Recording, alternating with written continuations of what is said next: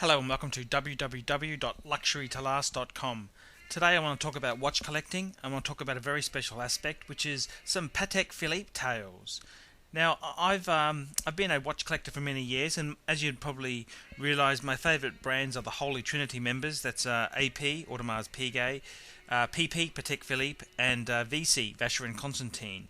That's my favourite three brands, and I just love the brands for the values that the companies that make those brands stand for, and just the history and the just the contribution to watchmaking that those makers have made.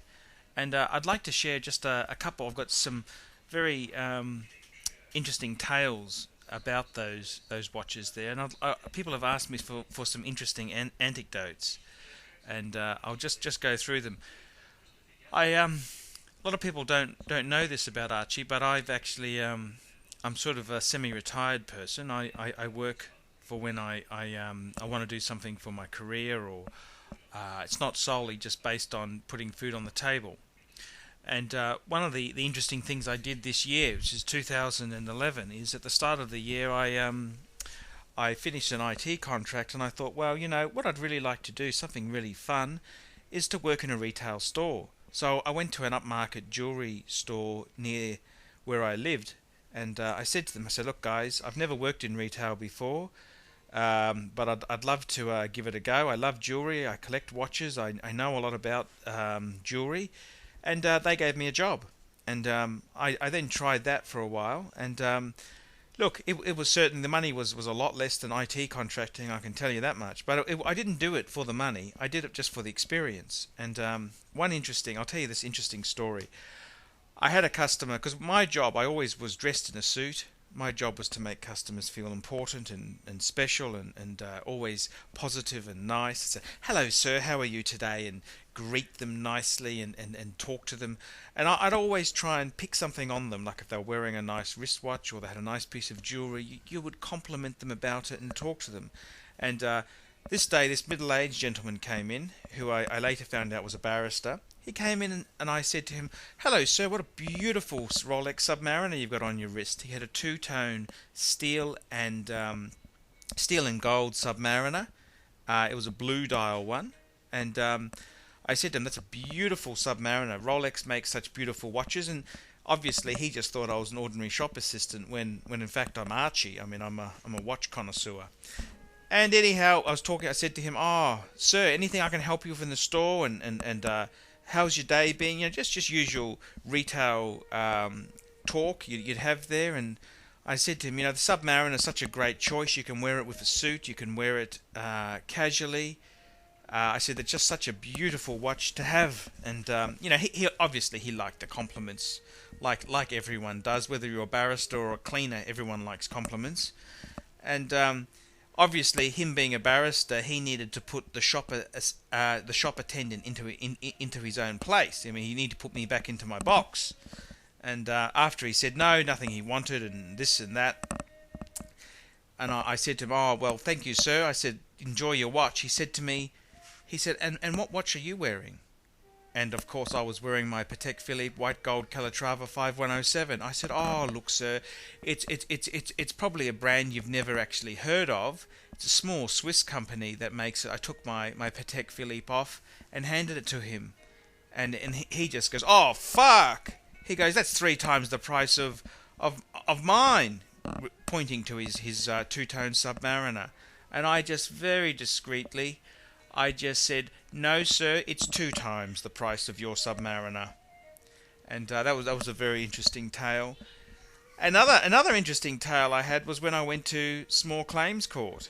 And what happened was, basically I bought an LG vacuum cleaner that failed to live up to expectations. I tried to get the manufacturer to replace it under warranty, and they were playing hardball.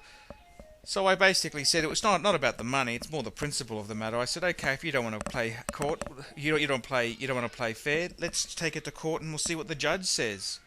So I turn up to small claims court, naturally in a suit and with my Patek 5107 on, and the legal representative from LG came and said, "Oh, hello, I'm such and such from LG, I'm their legal representative. we shook hands, and he said, "Oh, what do you do?" This is a bit of chit chat we were having. I said, "Well, I'm a luxury watch dealer," and he said, "Wow." He said, "Yes, I like luxury watches." He was wearing a ceramic Rado, which I pretended not to notice, and because it's just a very entry level brand, the Rados. And I said, "Wow." And he said, "What watch do you wear?" And I'm not wanting to big note myself or anything. I just said to him, "Oh, look, it's a small Swiss brand you've probably never heard of." And I took it off and I showed it to him, and it was my Patek Philippe. And he goes, "Wow, a Patek Philippe." And I said, "Yes, sir." And obviously, when you've debunked their legal defense by wearing a Patek Philippe, it's very hard for them to come back and win. And yes, I won that case. And yes, that's an interesting tale there about my Patek 5107. I mean, I've had other people. The thing about a Patek Philippe is not many people know the brand. It's a very discreet, upmarket brand. It's something that people who know, they realize what it is, but a lot of people don't realize what a Patek Philippe is. And I've had ladies in high-end jewelry stores just fall over themselves with my Patek Philippe, and they've absolutely loved it. And yes, it's a great thing when someone knows what it is. It's over the top. I went into the Omega boutique. A very snooty German shop attendant was working there. Actually, very nice guy, I must say. And he's telling me how great Omega is, and I said, "Wow, yes, I agree. And I do love the Omega brand. I must confess, I do love the Omega brand." And I just said to him, I said, "Well, I showed him my Holy Trinity. I had my PP, my Patek Philippe Calatrava 5107 on. I had on the other wrist, I had my Vacheron Constantine 6405.